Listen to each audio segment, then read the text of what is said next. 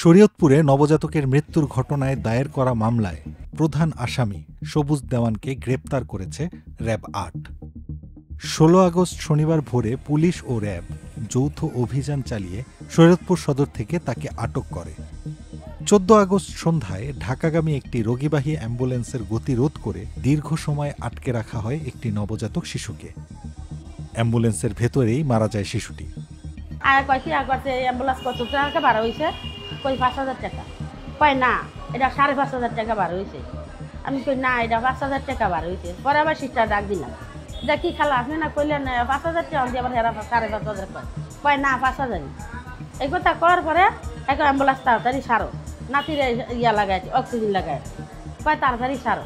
তো এই স্টার দিছে, স্টার দিয়ে যেমন এখন তো ও দূর গেছে গেছে মতন হেরা সামনে পাঁচতনে আয়া ওই ইয়ার ড্রাইভারের দরিয়া টান্দা নামায় লাইছে আর ওই ইয়া বন্ধ করে চাবিটা নিয়ে গেছে।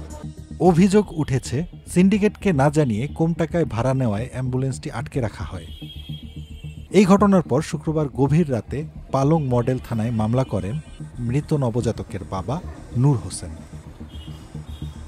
মামলায় প্রধান আসামি করা হয় অ্যাম্বুলেন্স চালক সবুজ দেওয়ানকে।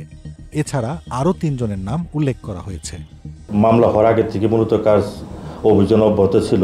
গতকালকে নবজাতক যে মারা গেছে তার বাবা নূর হোসেন লিখিত অভিযোগ দায়ের করে ৪ জন নিজের নামেও এবং ৫-৬ জন অজ্ঞাত ব্যক্তির নামে।